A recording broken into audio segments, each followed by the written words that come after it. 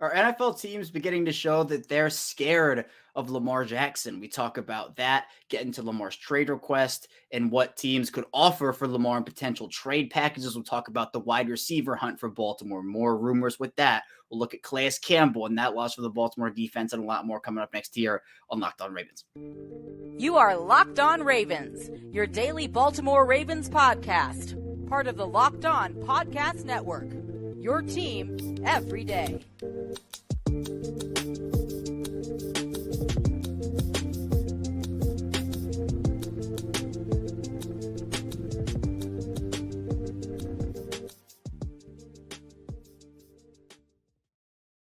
Welcome into another episode of Locked On Ravens. It is your daily Baltimore Ravens podcast here. I'm your host, Kevin Oestreicher of Ravens Wire, and we're here as always on the Locked On Podcast Network, your team every day. And thank you so much for being here with us on this Purple Friday, tuning in, making us your first listen each and every day. We're free and available as always on all platforms. You can subscribe for free on YouTube in video form, anywhere you get your podcast in audio form. Again, 5 days per week, Monday through Friday. Daily Ravens content. So if you want Daily Ravens content, if you have a friend who wants Daily Ravens content, a family member, be sure to throw them over here our way. But here on Purple Friday, it's another Locked On Lamar Jackson episode, as it seems to be, because Lamar Jackson is that polarizing and the situation is that crazy. It's been that wild. And here to talk about Lamar's trade request and what NFL teams are thinking about Lamar right now is a former Baltimore Ravens wide receiver and a Super Bowl champion as well, Qadry Ismail. And Q, a little bit has happened since we last talked last Friday. Just a little bit. You have the Lamar trade request, and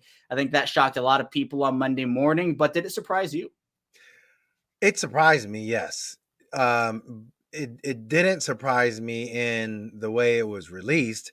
I thought it was just so brilliant. It was strategic. It was calculated. It was a shot across the bow of like, look, y'all got y'all negotiations. Here's how I'm handling mine. We knew that, John Harbaugh, of course, he's singing Lamar's platitudes and just, we love Lamar. We love Lamar. We love Lamar. Oh, okay. Oh, what happened? Oh my God. He is talking about, asking for a trade. Oh, you could feel the back talk and backtracking of the conversation. And that was good. It just, hey, you got to do what you got to do to negotiate. Clearly the Ravens are. And it surprised me in that it was March 2nd, and we didn't hear anything about it until when Lamar released it at the owners' meeting, the tweet when John Harbaugh was speaking at the owners' meeting. Right. So that March 2nd obviously came before the non-exclusive franchise tag was applied, before free agency started. So everybody was talking about, well, the non-exclusive franchise tag gives him an opportunity to go out there and maybe find a team that'll make an offer sheet for him. But maybe it was to see the trade market and see what teams will potentially be interested in him. And you mentioned that timing, Q. The tweet comes out literally right as John Harbaugh is sitting down to talk to the media at the owners' meetings. To me, I don't think that's any big coincidence. I think that was a calculated move by Lamar to get this in front of the media, to have questions be asked to John Harbaugh. And I think Harbaugh handled it well. But what do you think of the timing of the actual tweet? Yeah, again, I think anytime, especially in Lamar doesn't have an agent, and, he's going to do what he's going to do, and he has his prerogative. I think one thing from an agent aspect of things, whether it be at the combines where literally every single agent known to man is at the combines, it's their gathering. The coaches are at the combines. It's their gathering. That's where, if you want to go from one team to another or put a resume in to get into coaching, you go to the combines. When you talk about collusion and all the other things, you go to the combines. When you talk about getting a deal before it's legally possible, you go to the combines. And at the owners' meeting, well, you got general managers are going to be there, and everybody is a who's list when it comes to the NFL at the owners' meeting. Okay, Lamar wasn't there, but by sending that strategic tweet, what was he scheduled to speak at 11:45? Well, 11:46 came down, and okay, John. Well, there were a lot of people like, what? Oh, did you know this, John? If you didn't know this, Like, what does this mean? And that grilling, in my mind, that's where, okay, this is a part of the negotiation. What are you going to say? What are you going to do? And it shows that Lamar is willing to say, look, if you do make me an offer, don't think this is all about, oh, I'm just going to take it back to the Ravens. You're doing their job. This is me doing my job so you and I can do business. So whether or not it's you and I podcasters, or whether or not it is some other blogger or whatever, influencer, insider, all those things, it means nothing necessarily to him, but it's just showing the general managers, bruh, give me an offer. Let's do this. So that's where I think I see the strategic release of that. Yeah, and I think when it comes to his market and what he's maybe looking for, I think that the tweets at least showed me, and I've been saying this all week, Q. I'm curious to hear your opinion. I don't think this is necessarily an organizational issue for Lamar, an organizational thing where it's like, oh, Lamar hates the organization and he wants to get out as fast. I think if, again, the Ravens came to Lamar, let's say tomorrow or this weekend, and said, hey, Lamar, we'll come up to your price, I think Lamar would say, all right, let's do it. Let's get a deal done. Do you feel like that's the case? Money talks, BS walks. Okay, how many times have we seen, we talked about it where, from a even Ray Lewis standpoint, I mean, he and Ozzie, got public with the contract talk about what he was or wasn't going to do. And then finally Ozzie, I don't know, at that time was like 25 million or something like that. And of course, Ray was famous for saying like, I actually got a little bit more than I wanted. And then when it was time to re-up or give him an extension, it's like, oh, but we thought you got more than you wanted. So, yeah, be careful what you say. The bottom line is you go ahead and bump it up to a doable guarantee. I think Lamar is talking shop with you, and I think he's about to roll with his boys and do what he needs to do as far as playing ball and not necessarily having this be like bad blood and bridges burn type of thing.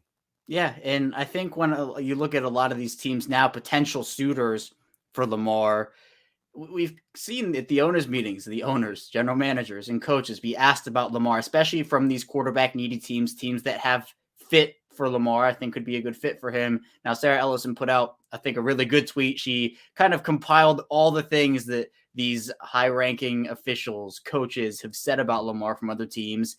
And it was a lot of them just saying, like, we're good. Jim Irsay of the Colts, who I know the Colts are a fit. A lot of people have looked at, said that he's not a full guarantee. He doesn't believe in the guaranteed money aspect. Arthur Blank, the Falcons, another team you might look at as a fit, said Lamar is one of the top quarterbacks in the league, but then kind of got into a thing about sustainability and games missed, which I think at this point is a pretty tired argument. At this point, I get the injuries, but again, the play style thing is kind of where I am with that. So do you feel like, Q, it's so weird to see there just not be, it seems like, any interest in a former league MVP quarterback, someone who is a franchise quarterback?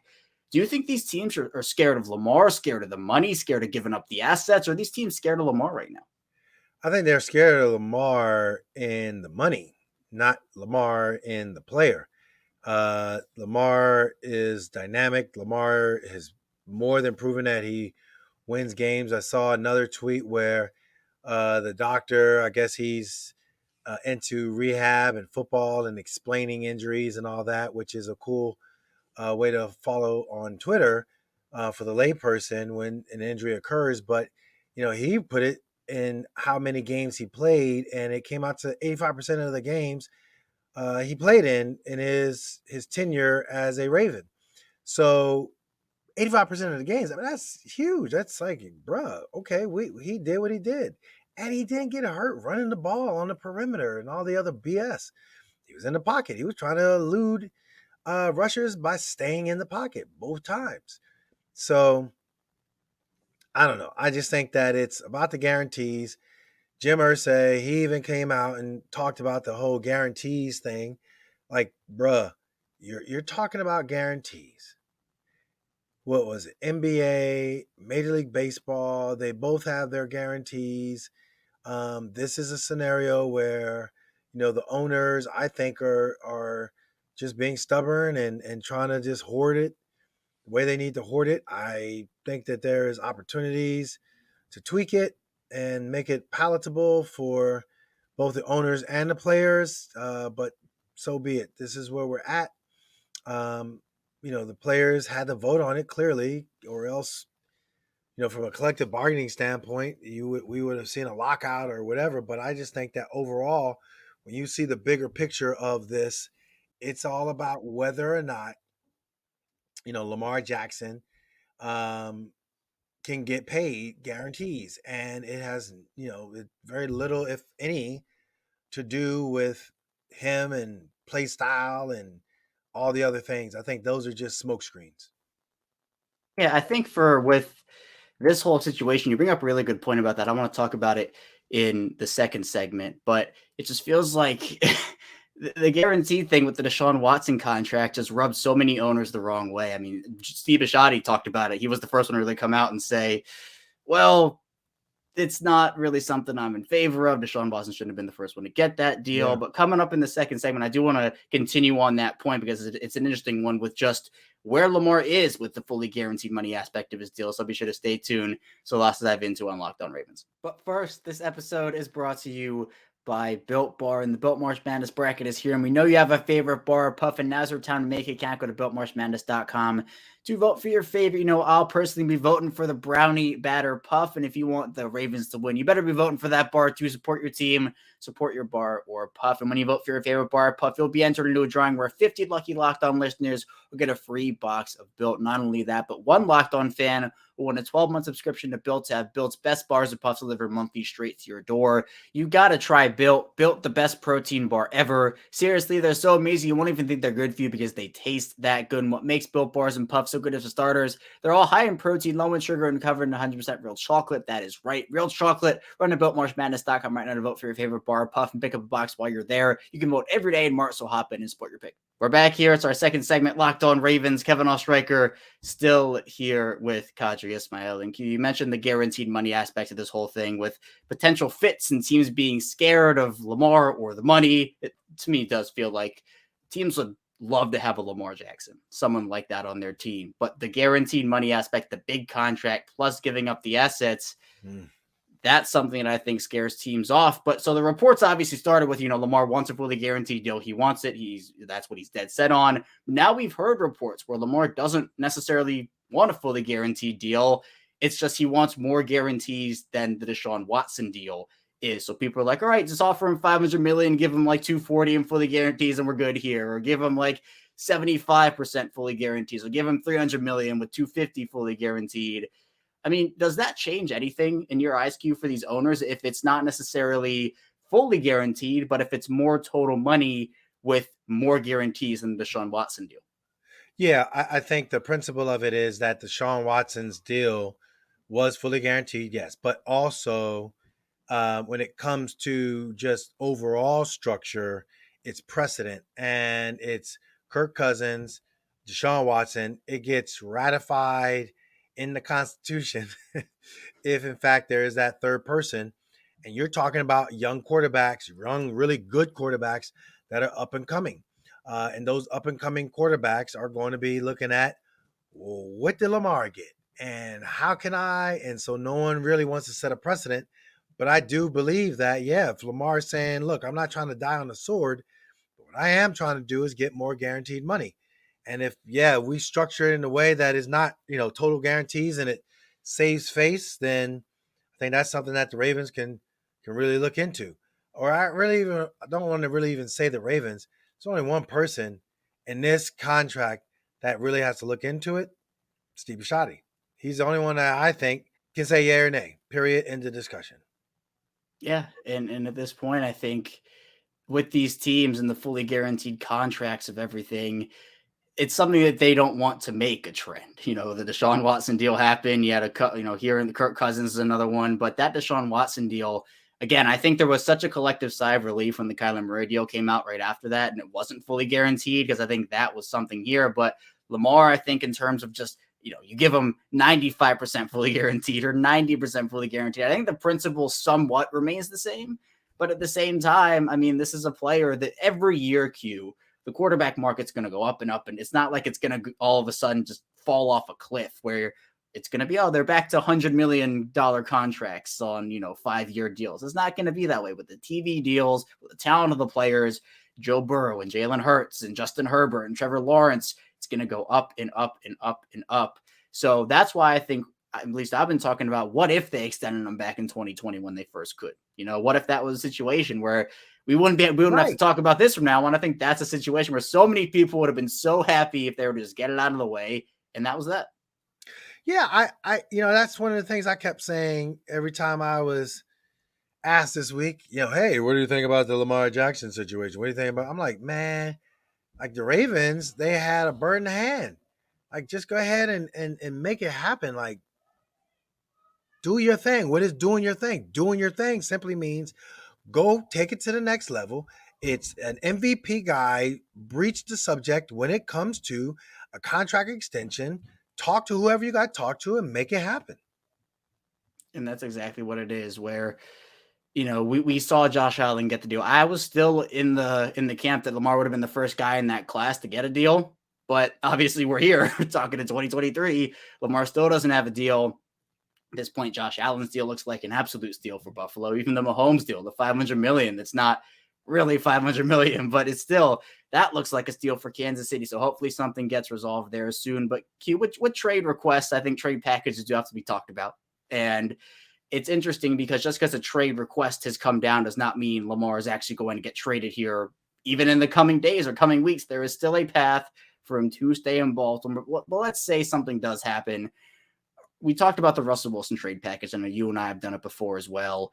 A couple of firsts, a couple of seconds, and maybe a young player here and there. To me, my dream is Drake London with the Falcons. That has been like, if I had to pick, well, Drake London, Sauce Gardner is so unrealistic, and so is Drake London, honestly. Like those two guys teams are not giving those guys up. But at the same time, you have to give something of value up to get a guy like Lamar, which I think to me is why so many people are kind of on this train where if the offer sheet was the path the team went, it would have been such a disaster because 2 first-round picks is not near the value the Ravens were to get for Lamar if it was just in a regular trade. So what do you think to you, Q, is the ultimate best trade package the Ravens could get? Do you feel like is somewhat realistic?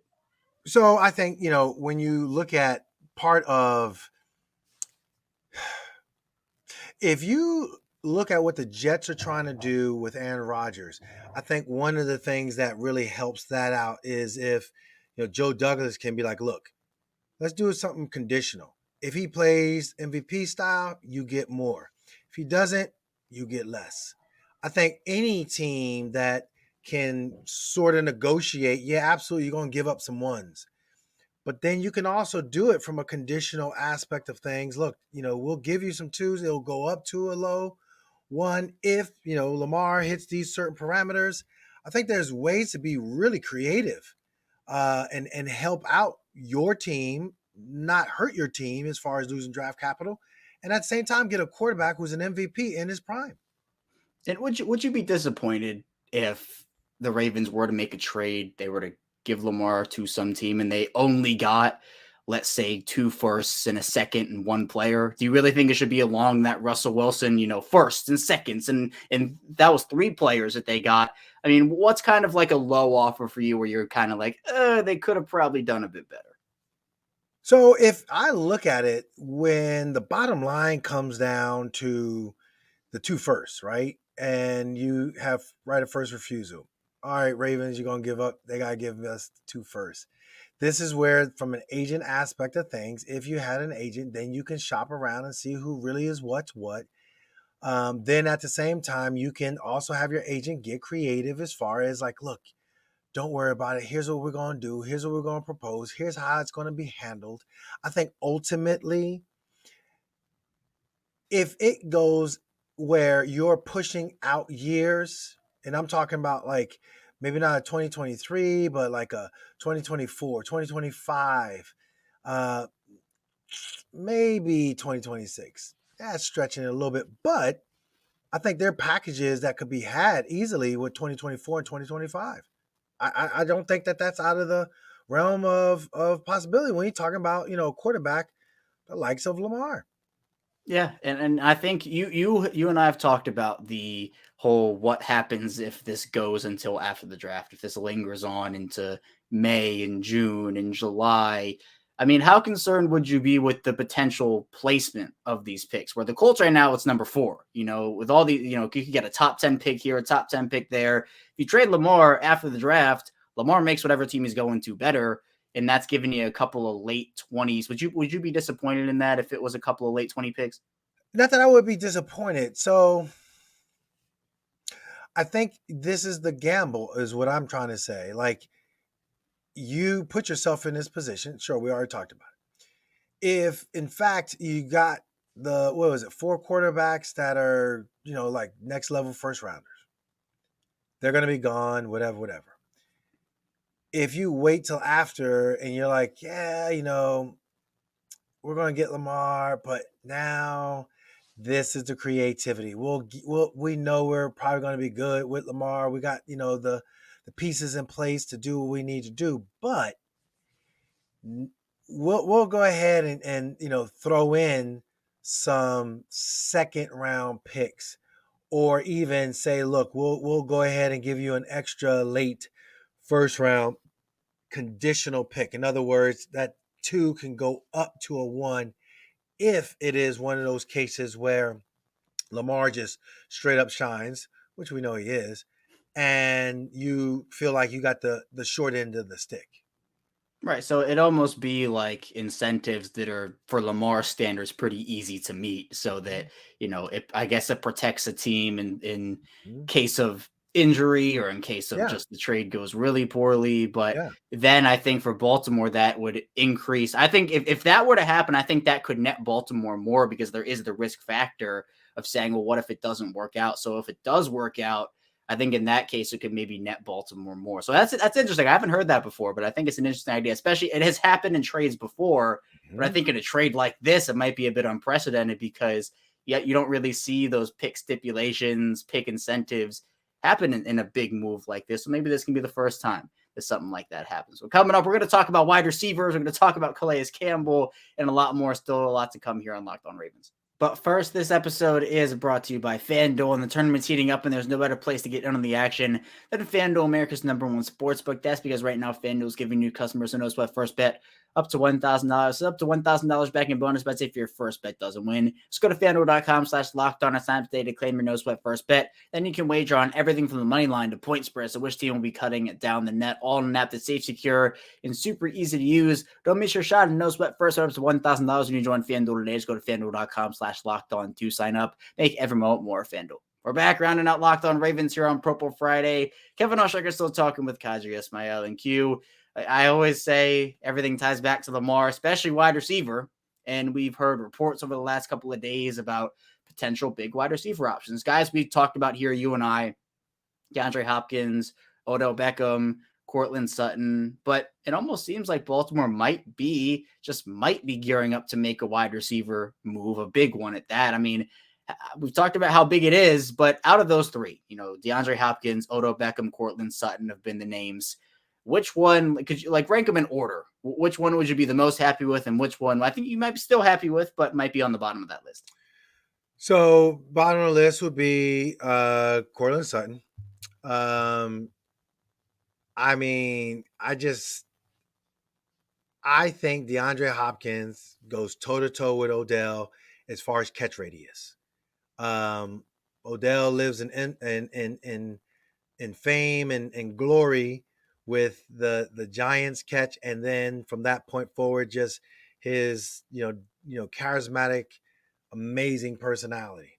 But I think talent-wise, bruh, you got DeAndre Hopkins. D-Hop is D-Hop. They both got game, but I think from an injury standpoint, DeAndre had some injuries, but I think Odell's, knowing what I know about training, I'd rather go with DeAndre Hopkins from a pure just staying on the field, who has, the more likelihood of not getting injured again, DeAndre Hopkins. And so therefore, I'll put him at the top of the list as priority number 1. Now, the Odell aspect of it all is that Munkin. He knows him. That's really really super important. I think that he would fit quickly as far as the whether or not Lamar gets in on time type of thing. I could think there's nuances that he'll already know. Hey, remember we did this in Cleveland? Yeah, okay. Well, this is okay. Yeah, great. And off you go. So there's a help that Bate can have, Duve can have from a guy like an Odell because he already knows the offense. Yeah, you make a really good point. For me, I think DeAndre is my number one too. I think it'd be such a seamless fit, a perfect fit. You get DeAndre Hopkins for a couple of years, wouldn't cost you a ton. I think to me, Odell and Cortland Sutton, I don't know. It depends. It depends. I think with Cortland Sutton, you mentioned Odell's injury history. I think Cortland Sutton's a safer option in terms of that. But he also did have a major injury a couple of years ago. I don't want people to forget that. But I think for Odell, the key point for a lot of people is the money. And for Odell Q, he's come down off that $20 million per year asking price. But if people were thinking, okay, maybe what, like 9, 10, he's still looking for apparently right around 15 million per season. If the Ravens have the money for that right now, they don't. But if the Ravens did have the money for that, would you be okay with paying Odell $15 million per season?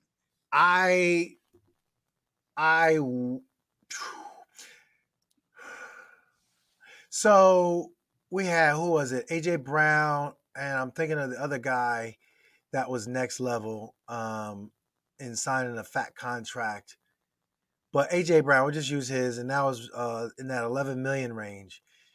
AJ Brown is in his prime, bro. Like Odell, yeah, he's like a past his prime. Past his prime, Odell is unreal. Let's not get it twisted. But I think when it comes to being smart, pushing it up to 20 million and, other dudes, they were in that 11, I'll give you, maybe 12, but 15, nah, I'm good. Yeah, the top wide receivers on the market, and Alan Lazar got 11, Jacoby Myers, he got 11 too. I mean, Juju 11. So it's those 11s. AJ Brown got, I think, like 25 per season. I think he was 400 because he signed an extension with the Eagles. That's what he got. So okay. So AJ was in that conversation, but I think what you were talking about is this year's free agent class, which you're right. It's 11 millions. So for Odell, he's kind of this like mystery box. You know what he can bring you because we've seen him. Now, is he prime New York Giants Odell? Probably not at this point in his career, but he can still give you, I think, quality snaps. And at this point, Q, he is the only needle mover in the free agent class left.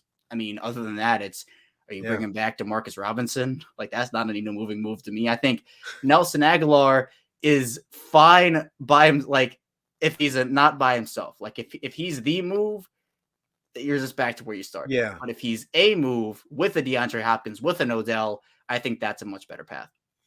Yeah, no, absolutely. I think, Nelson Agholor, I mean, goodness, the amount of times I saw him, the dude with as far as helping out with the fire and catching babies, and Nelson Agholor couldn't. But I think, yeah, that's where you see a guy who's had his ups and downs and inconsistencies. And, oh, gee, aren't we trying to get away from that from a Ravens receiver room standpoint? We've had those ups and downs, inconsistent type moments from different receivers that have played here. So, yeah, you're not trying to repeat that. And I think that, yeah, he can be a strong role player, but not the guy. Oh, no. That doesn't that doesn't enhance the receiver room. Isn't it so funny how order can change perception on things? Like, let's say the DeAndre Hopkins trade happened and then the Ravens signed Nelson Agholor. I think people would have been like, all right, that's like fine. Like, okay. Like, I don't think the reaction would have been nearly as negative as if the order were in. Now, nothing has happened big trade wise, but the fact that Agholor was the first signing, the Ravens fans, I think it also kind of stings a little bit more because over the past couple of years, we've been through the Jeremy Maclins and the Michael Crabtrees and the Des Bryants and the Sammy Watkins. And it just feels like all big names, but they just weren't big enough when it came to production. Like their production, it passed them by. Exactly. And you can even go a little further. You can be like Mike Wallace, who I actually liked Mike Wallace. I liked Mike Wallace. He did his thing. I mean, I guess, the slant route that he took to the house, it just lives in my mind. What was it, like 98 or something like that yards? It just lives in my mind. Like, man, that was, vintage Mike Wallace. Yeah. But you had like a crew around, of receivers around him. So it was like, all right, man, Mike Wallace. But Nelson Agholor is like, all right, you got Nelson Agholor. All right, you got Michael Crabtree. Gee, thanks. Des Bryant, throw up the X's. Oh, you're not even going to play. You know what I'm saying? Like, it's just one of those things where, I'm hoping Nelson does a fine job, but my expectations are low for him. If he's the 4, I'm fine. If he's the 3, you're pushing it a little bit, especially because Bateman and Duvernay right now essentially are your 1-2. Mm-hmm. If he's the 2, just wrap it up and call it. That's not good. That's not good. And if he has to be the number 1 by the end of the year, we're going to be talking about the draft and free agency during the season again, because that's just you cannot have that. So if he is a depth option, I'm okay with it. If he is the move for the Ravens, we're right back to where we started there. But on the defensive side of things, Calais Campbell, I know, obviously released by Baltimore. They saved the cap space. There was some hint of a potential reunion, Eric DeCosta, and leaving that door open. But now Calais Campbell, member of the Atlanta Falcons. I'd say a big loss for the Ravens is not insignificant on that defensive line. I think Baltimore still has quality defensive line depth. I'm not saying they don't. Guys like DeSean Watson and Patrick Washington and Travis Jones, and obviously the veterans Michael Pierce, Brent Urban. But you look to kind of the future, and this was going to be a conversation anyway, because Campbell's obviously entering year 16. But Madubuike and Washington, the final years of their deals. Michael Pierce has hinted at retirement after this contract is up. And then Brent Urban on a 1-year deal. So the only guy you really have like as a piece for the future, I think Madubuike and Washington could be that if they resign, but we don't know their situations, is Travis Jones, who's on his rookie deal. So what's kind of your overall state of this defensive line room, and what does the loss of Campbell do for it? Well, the loss, I mean, there's a little bit of credibility that, you take a hit on because of his resume. I look at it and I turn it around when, as a player, former player, hey, you got rid of a veteran. That means you must like me. And that means that if you like me, I want to make you love me so I can get paid even more. Therefore, what I'm going to do is get my mind right, make sure that this thing goes down.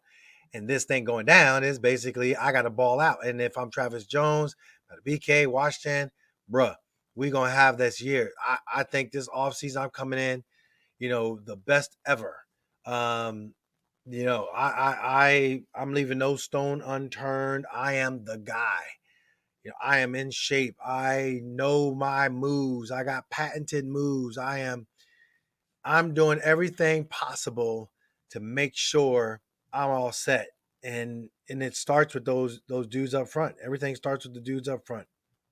Yeah, and exactly. They free up other guys to make tackles. Patrick Queen, Roquan Smith, they get freed up by guys like Calais Campbell. But I think Justin Madubuike, I've been talking about him as a breakout candidate for like 3 years now. I think he has shown the flashes. Can he put it together? We'll see. Broderick Washington's been a really, really nice surprise. I didn't have too many expectations for him when he was drafted, but he has blown those out of the water. All credit to him and his hard work for being able to do that. I'm excited to see Travis Jones, though. This is a year 2 guy, a breakout candidate potentially. We saw the flashes in the preseason.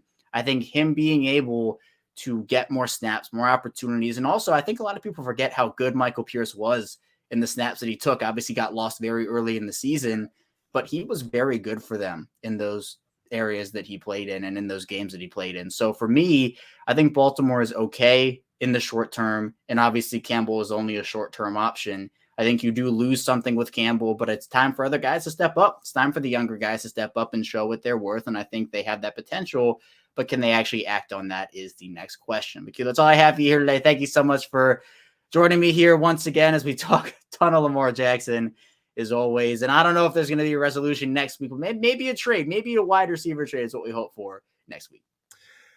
Well, I do know this, that, according to John, they're moving forward. They're doing their thing with all of what looks like basically getting a wide receiver on deck. So clearly they're making it known, and agents are making it known that the Ravens were talking. And hey, the good news is we don't have to worry about Baker Mayfield coming as a backup to the Baltimore Ravens. As that report comes out, Baker Mayfield was offered a deal. He declined it to go to Tampa. There's a better opportunity to start there, but who knows who's going to be starting for Baltimore in 2023 is Lamar situation still in full effect. That's all I have for you here today, though, on Locked On Ravens. Thank you so much for tuning in. Be sure to follow Q on Twitter at I am Qadry Ismail. You can follow me on Twitter also at ChaosRecord34. My verified check's going away April 1st. Thank you, Elon, for that. But I'm still me. I'm still me on Twitter. I don't think I have any burner accounts or anything that people have made for me. Well, I don't have any burners, but I don't have any accounts that people have made for me, so I'm the real me still, ChaosRecord34. We're going to get back here on Monday. We're going to do another mock draft Monday with a key wide receiver prospect, so be sure to stay tuned for that, and I will see you right back here on Monday.